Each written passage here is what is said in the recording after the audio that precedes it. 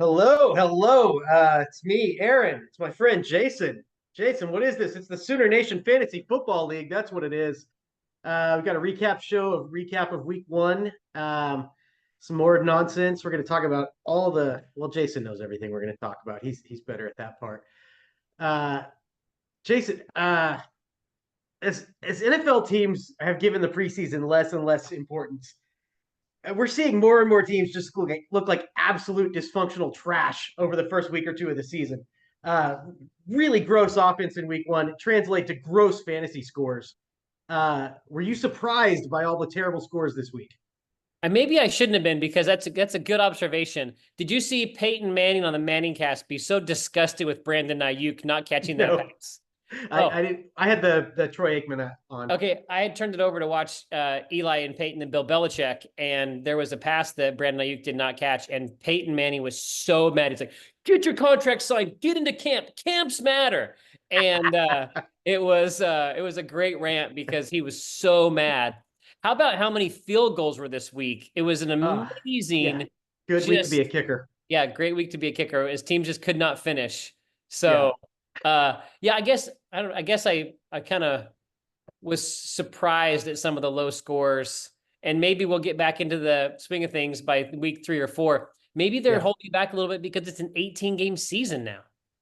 I I don't know if you hold back. I'm sure they're worried about the fatigue at the end of the way, Yeah, but yeah, this was gross.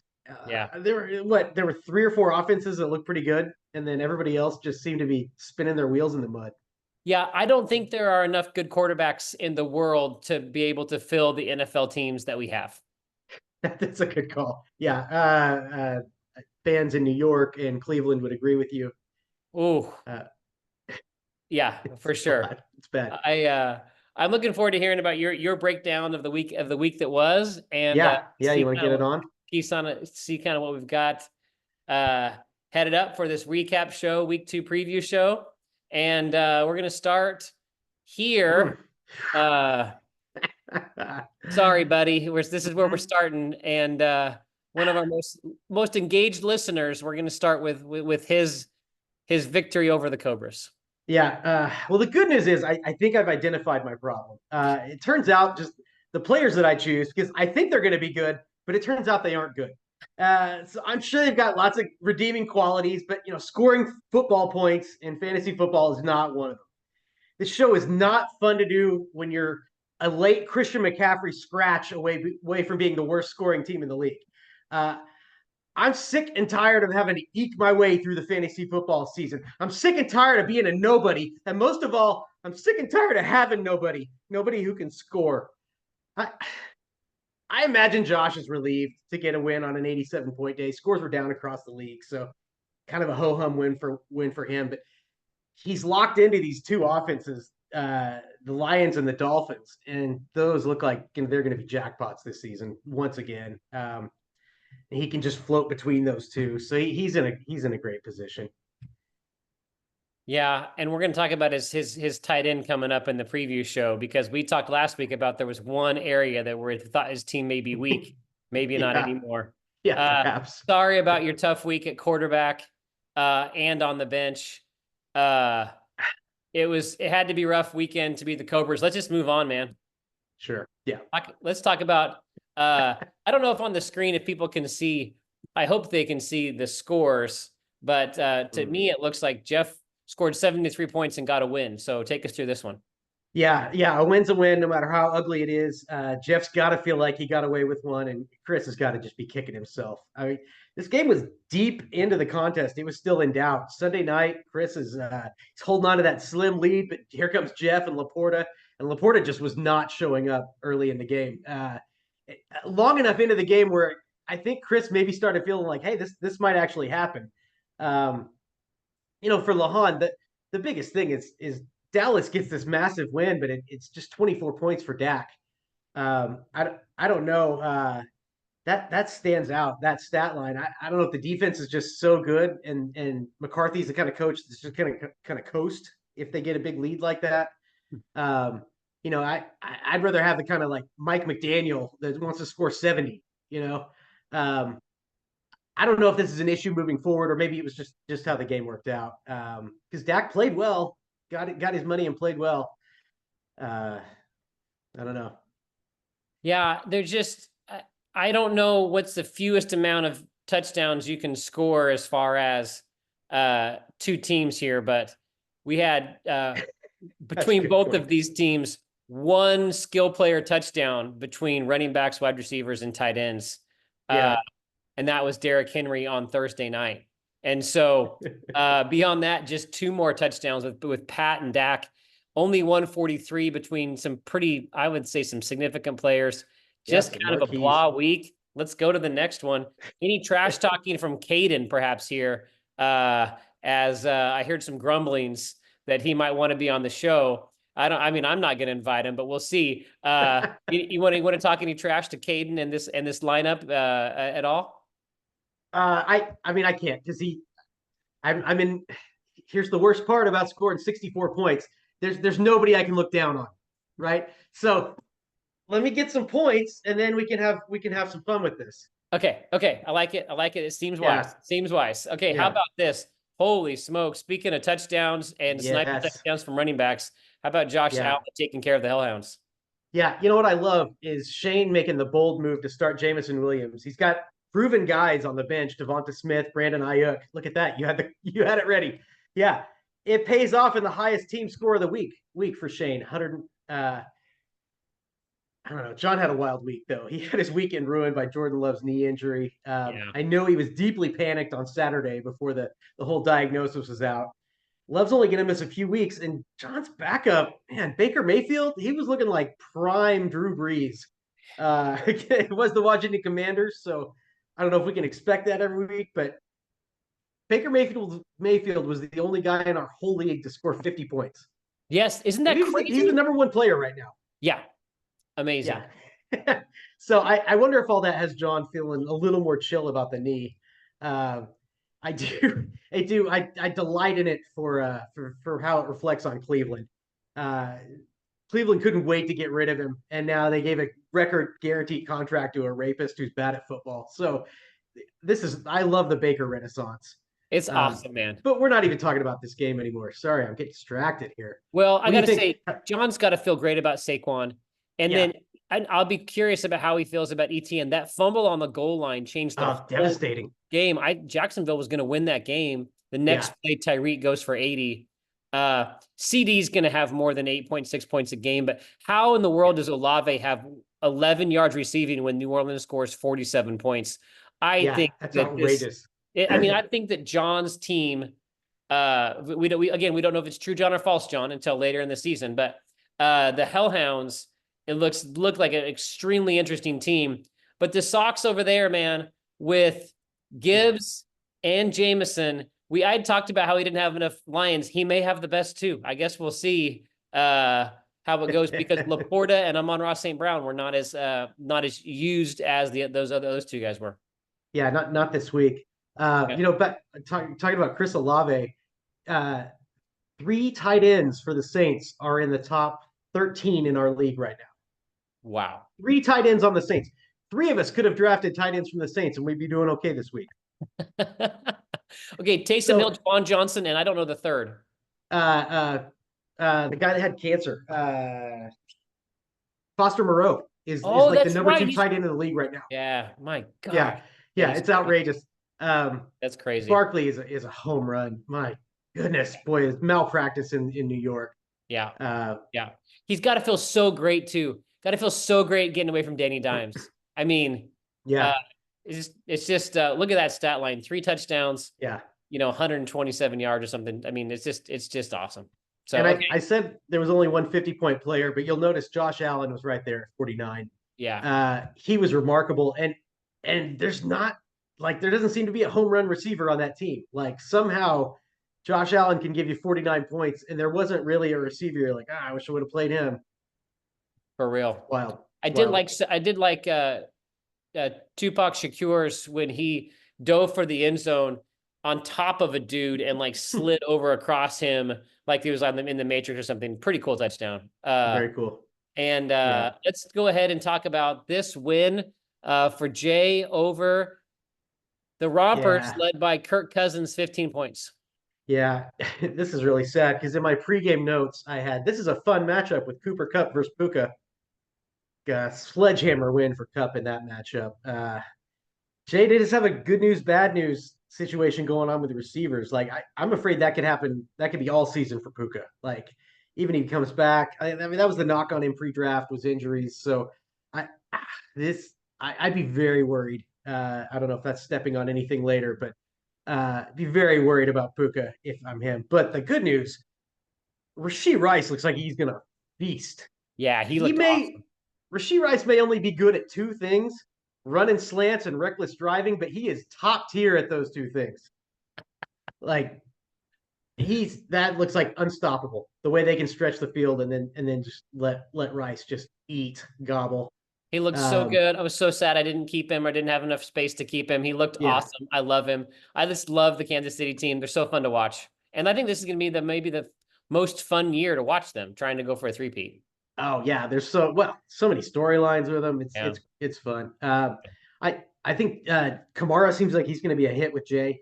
I don't know why we all just kind of gave up on Kamara. Jeff would equate this to the old Barkley theory.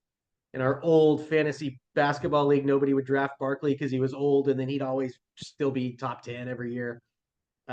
This kind of look like what we're seeing with Kamara here. I was worried about Jalen Hurts with new offensive with Kellen Moore, offensive coordinator, but I don't know. How'd they look? I didn't get to see that game. Man, that was a really fun game. It was back and forth. I mean, big stars, lots of points. Uh, I don't know quite what to think about Jalen Hurts. He's been in the league for a number of years. Obviously, he played at Alabama and OU, and still, I don't know if he's good or not. So, I guess, I guess maybe this year we'll find out. Uh, Yeah. he is a good fantasy player. Um, I think Chad's team, we're going to get to a couple of worry or not worry segments later in the show. I don't have Puka in there because I don't want to include injuries. I wanted to try to include healthy players with that. But Fair. but Chad's team, I think, was full of storylines too. Maybe we'll get to those a little bit later in the preview and in the worry not worry section. But got to give it up. Cooper Cup looked awesome, and he was the highest scoring for the Rompers. We Oh, had we look got at a this late score. scratch of CMC here for a win of the Karate Kid over Brandon. So what do you got Yeah. here? Yeah, Karate Kid's with a solid game. It's really disappointing to me that you got such a complete game. Kenneth Walker was the only like real star. You just had like just steady, just single, and all of a sudden you're up 10 runs. Uh, I I really don't enjoy recapping your games when you win and I poop the bed. Well, I don't know. let's just keep going. It was a scratch by Christian McCaffrey, so the game Yeah, really didn't. I just it counted, but you never want to lose when someone's not at their best. The late scratch. I thought it was interesting how Jordan Mason said that he knew on Friday. He knew on right. Friday that he was going to start. I was kind of surprised maybe he wasn't coached up by a coach Yeah, somewhere saying, "Hey, yeah, we're not gonna say that you knew very on Friday for conspicuous. the gamblers, the Christian McCaffrey." Yeah, But San Francisco covered pretty easily. We'll get to those when we come to the pick section. But there's yeah. one last game. There was one I, last game. I was going to make one more point about Garrett Wilson. His day confused me. The first two drives, he was looking like prime Antonio Brown, getting open, easy, making tough catches. He only ended up with six catches. I feel like he had five in the first quarter. Like Including I don't know what happened there. including really two great catches. And I don't know, Amazing, yeah. I Uh, feel so conflicted when I watch Aaron Rodgers. Of course, we have such a history. His jersey's in my closet right now. I really struggle with him as just a person who constantly needs attention.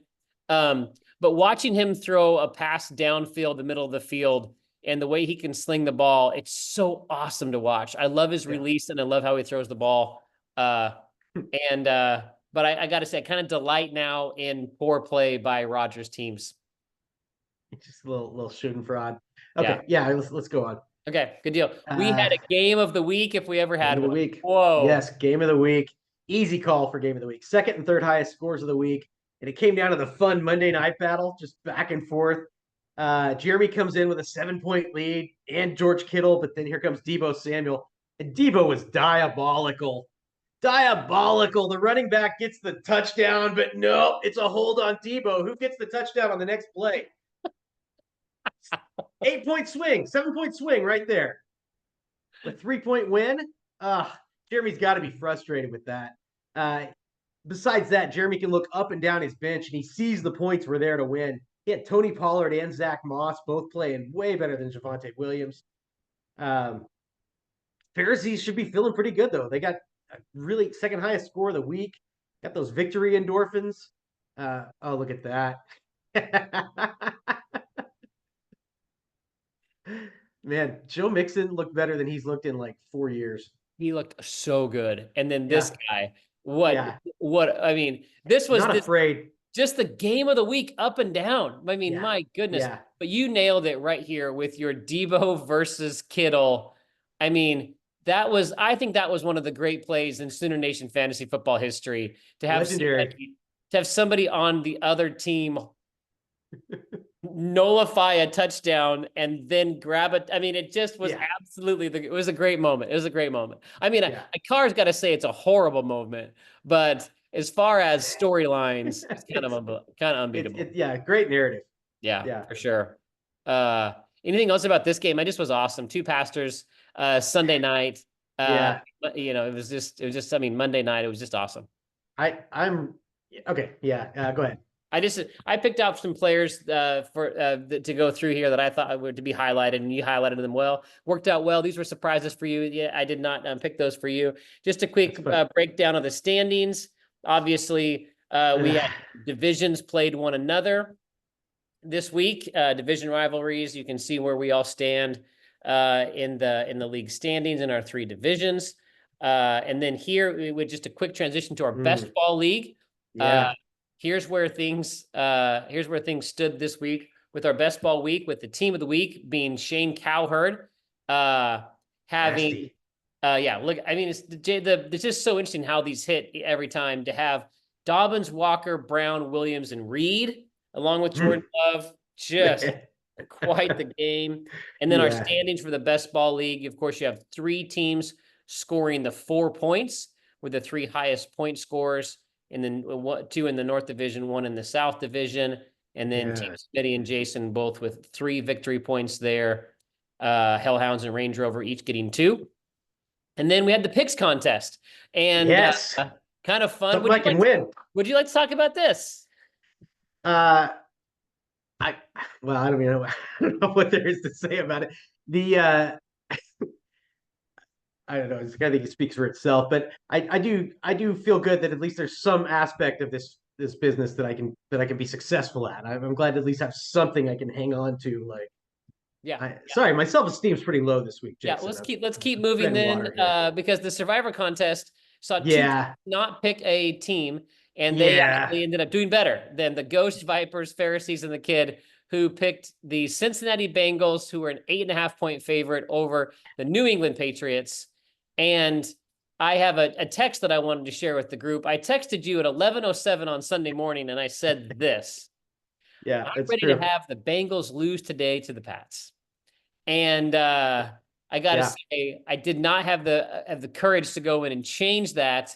And now I'm out of the Survivor contest. So 1 week in, half the league is eliminated. Poopy Bengals cost 4 of you, and then Jeff and Jeremy were just 2 Rudy Poo cowards to even participate. I found it interesting that only 2 teams are off the board, and then the rest of them, you guys have a great season ahead. We'll see if it gets featured in the show or not the rest of the year. Now, Super Contest. Pretty excited about this. Here is the breakdown for the results for the Super Contest. You can see green is a win, yellow is a push, and red is a loss. A push was worth 0.5 points. And so you can see we had 3 teams at home play along. We'll see how long they last by giving us those picks each week. I will send out a link to the Super Contest picks, and we will have you get those in before kickoff on either before the Thursday game or before the Sunday games. The rest of this season, we'll be using the Westgate lines rather than just random lines. They come out later in the week. We're therefore not going to be showing our picks on this show, we'll just do the recap of this. And let's just feature Weiss in this week, who had 4 wins. Yeah. And the Texans only won by 2 points, not covering the 3. And Close. then so Josh, my goodness, with a lot of points there. And then Chris losing 3 games and with 1 tie there. Yeah. That's 1.5. He's got lots of ground to catch up on. If you would like to join the super contest, you're only 1.5 points behind Chris. So come on in. The water's warm. Just let me know if you want that link, and we're going to be tracking this throughout the season. Our standings after week 1 are here, and then we can continue with this. I thought this poll was interesting on the website. Yeah. I do, after looking at it again, I would say it was very interesting how significant some of these players were. Most significantly, I think Saquon the Eagle, Mixon the Texan, and then Henry the Raven. I mean, those were all significant. Yeah. Great poll. I would love a poll every week if you don't mind. If thinking one up, hopefully you'll get some big points and care about making up some polls. So just had a few commentary from you if you would like to respond to 3 or 4 players on a worry or not worry scale. Should Chad be worried about Mark Andrews? Yes-ish. Okay. He didn't look good. When a couple times, like he had that one where he fell down, like, okay, maybe it's slippery. But man, you can't put the genie back in the bottle with Likely. No, he looked so awesome. Like Likely moves. Andrews can't move like Likely is the problem. Yeah. And Andrews blocks better than Likely. I don't know. I think he'll be serviceable. I think he'll be startable, but I don't think you're going to be like top 5. I think you got to really temper your expectations here. Okay. He was still getting a lot of routes, but he was double covered. He was bracketed. So, maybe that coverage shifts to Likely now. We'll see. I'd be worried-ish. Most of these might just be a we'll see, but I did want to make sure I showed the league a screenshot that you had sent me from back on August 26th. Yeah. See, I'm close to being good at this, but I'm just not there. I'm going to go ahead and say that picking up Isaiah Likely was going to be a bigger payoff than Dylan Luby. Yeah. So, what about worry, not worry about the #1 overall draft pick? Man, I mean, he was so open on that pass, but Kyler didn't. You heard one of the knocks about Kyler was how he's more of like the playground, just looking for the open guy, and how that could be an issue with Harrison's play style, and it played out right there. I'm not worried yet, but I think maybe this is not going to be the offense to fully get to whatever Harrison's ceiling could be either. Yeah, I like it. Kyler's just not there as a processor. Oh, what about this? Yeah, that game was rough. Game was rough. I'm not worried because he wasn't the worst quarterback in the game. Absolutely. I would say there were some really bad passes coming from Will Levis on the other side of the field.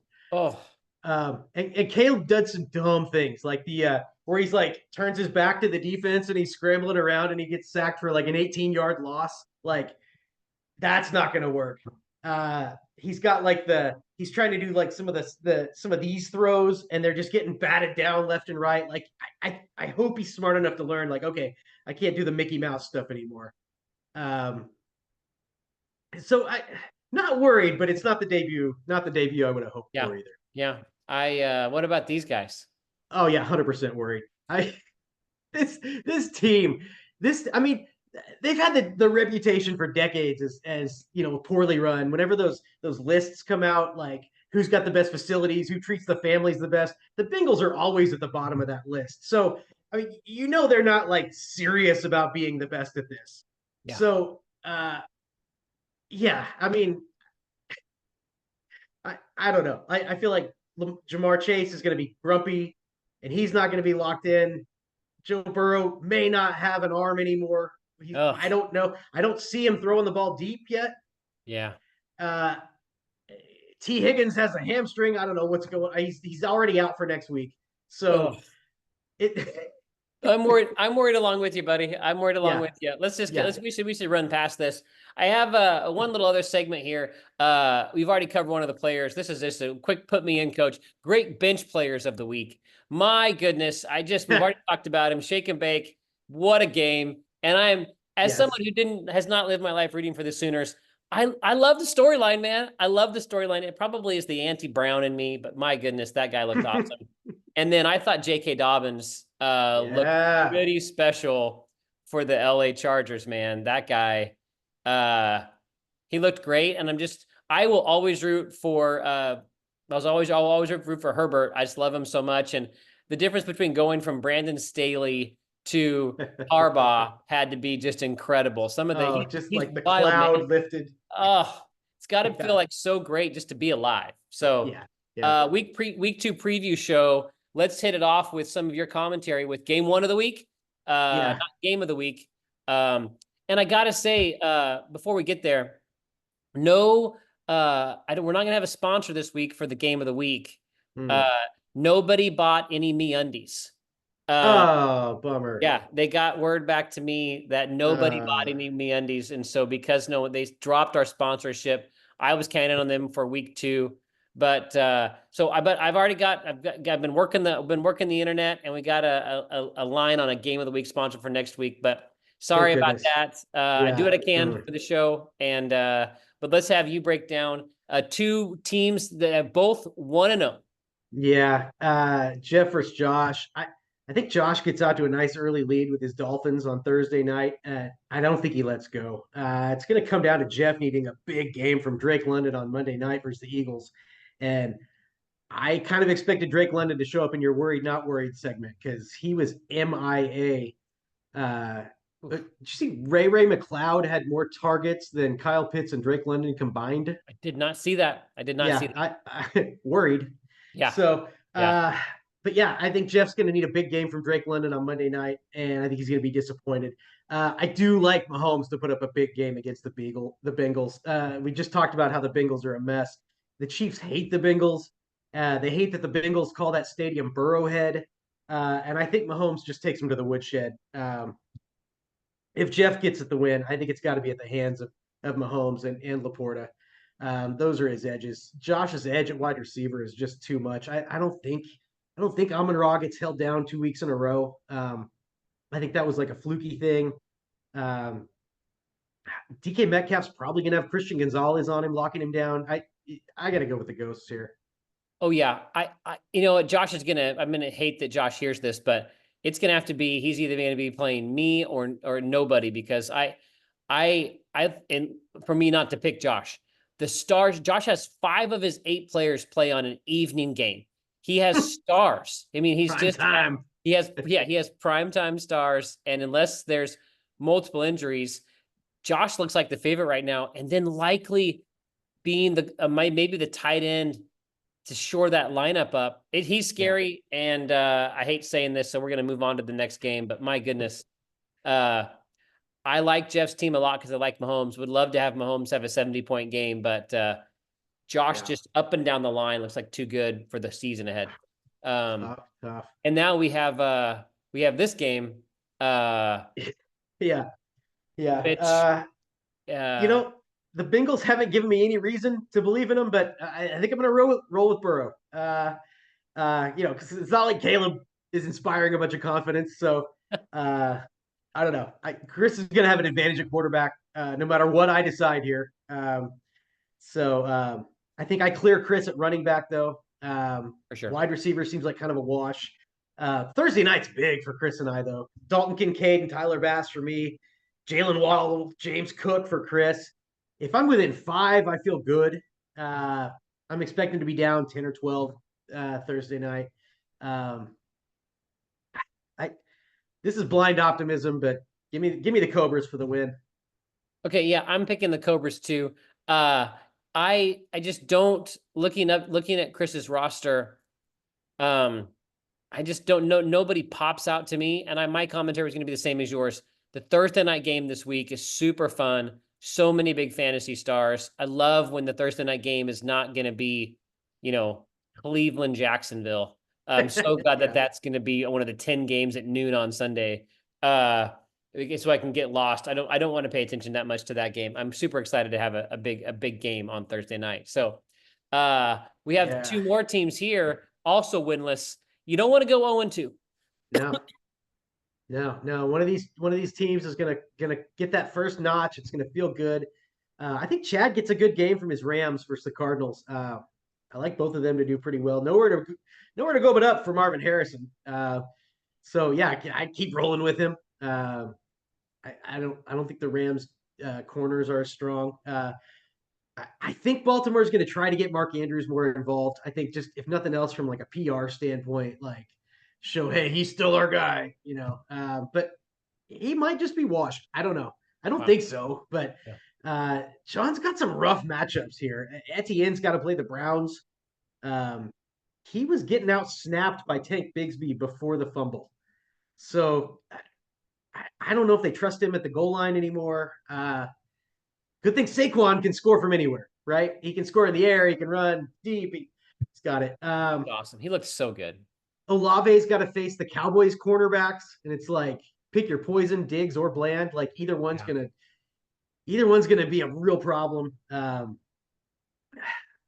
I don't know.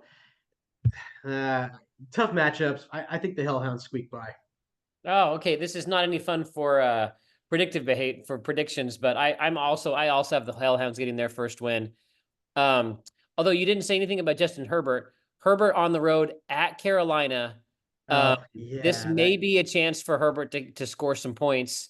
Um, I just looking at Baker and Saquon, I just think that those two guys with Lamb are just going to be too much, especially with Jalen Reed having a backup quarterback. I think it's Malik Willis. I don't think he's yeah, going to be it's scoring 30 points this week. So bad I'm news. taking the Hellhounds over the Rompers as well. So how about again these two teams also with the winning record playing one another? So I thought found Yeah, some of the matchups pretty interesting. Break down the Shane versus Jay game.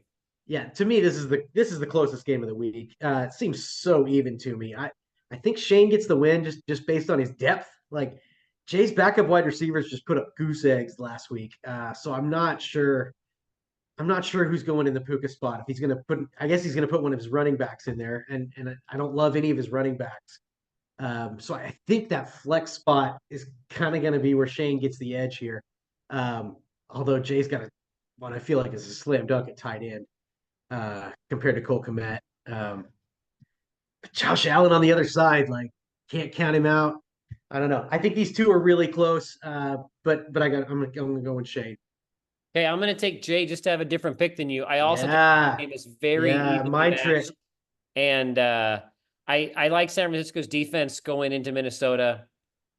I know I I think both of these teams are really good, and I think that the team that loses is going to be like, 1-1 on to the next week. So, It's not a bad loss, right? If you put up a decent score and lose to a good team, yeah, that's exactly right. that's the kind of loser talk like you get from a team that scores 58.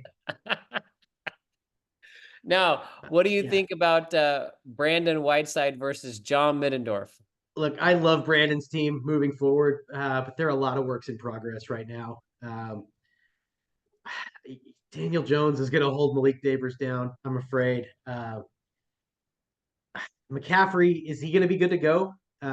If not, like I don't know. I like Brandon's chances if he's got McCaffrey. He does have Montgomery on the bench, and that's a heck of a replacement. So Yeah. John could really use T Higgins though, because Terry McLaurin it looks bad. It looks bad. Cliff Kingsbury, he just keeps Terry on one side of the field. Like he's never moving. He's never getting like easy. He's just always out there on the edge, and I don't think Jaden Daniels is going to get it to him. I don't like Terry this season from what I'm seeing. I don't think Debo's going to get these crazy. If McCaffrey's back, that's okay. That's the whole thing right here. If McCaffrey's back, I don't like Debo. Yeah. Yeah. It's a big Um, moment. It's a big moment. yeah, I don't know. Give me the Pharisees. Okay. I don't Uh, think McCaffrey's going to play well or play. I don't think McCaffrey's gonna play. Yeah, I'm gonna hold him out again. yeah. And because of that, I think that John's gonna beat Brandon and go to 2-0. Mixon Boy, on we are Sunday night. lockstep. Mixon on Sunday night's going to be pretty great. He's got Bijan on Yes. Monday night. He's got his kicker on Monday night. It's just, I'm taking John, and I don't think I would have said that. That a lot can change in 1 week in the NFL. But CMC not Yeah. playing and Mason playing as good as he did makes me think that. Yeah, why rush him back? Why rush him back? Exactly. If those soft tissue injuries, like let's get him, let's let him get healthy before we put him in there. Let's 4, 5, 6, 7 weeks. That'd be fine with me. You called this, I believe, the game of the week. So I have it last. Tell me why. Look, I did not want to give you game of the week, but it's the only matchup between two teams that both topped 100 points. So I just thought, just based on firepower, maybe the last game was two 1-0 teams, but these were teams that were actually like more successful. So, look, Kenneth Walker's already picked up that little red X next to his name. So, Yes. oh, he's already out of your lineup. Jordan Mason, there he is. Okay, so you believe McCaffrey's out? I do. I love Walker. I think he's one of the best pure runners in the league. But man, health just seems to be this eternal issue with him. It does, man. It's such a bummer. I don't think it's going to matter. Jeremy's got a lot of lineup decisions to make. Like, yeah, he does. I guess it's fun on one hand, but I would have a headache trying to decide who to go with. It's like torture. Like which of these quarterbacks should he pick? Yeah. And then he's got so many different changes for his skill players too. It's very fascinating. Yeah, he's got really kind of more choices to make than anybody else, I feel like.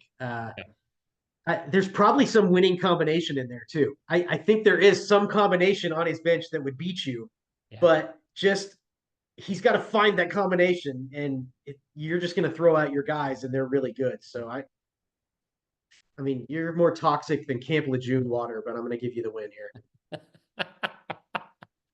I'm going to take the Karate Kid probably every week, maybe unless I'm playing Josh. Or there's catastrophic injuries. I was bummed to see Walker get banged up in the second half because he looked really good running in the second half. As bad as Seattle's offensive line looked in the first half, I feel like they found something in the second half and played a lot better. We haven't mentioned his name yet, but Mike Evans, my goodness, that guy. So he's eternal. Yes. He is the same yesterday, today, and forever. That guy is phenomenal. So super interesting here. And I mean, I think Carr's got an absolute weapon in the Cowboys. I think they're super fun. I know they played a bad team, but they just look like they score points on the defensive side of the ball. So they're so fun to root for between Micah Parsons and the defensive backs. Like, they're working in tandem, and it's fun. It's really fun to watch them. It's really great. So pretty exciting lineup for the week ahead. Thanks everybody for watching the SoonerNation Week 1 recap and Week 2 preview show. Hopefully it'll be a better week for the Cobras. Maybe we can get a little bit of music and some trash talking to Caden. But I understand you not wanting to be too much over the top, and I hope your weekend's better this weekend than last. Good job, buddy. Thanks. You too. See you soon.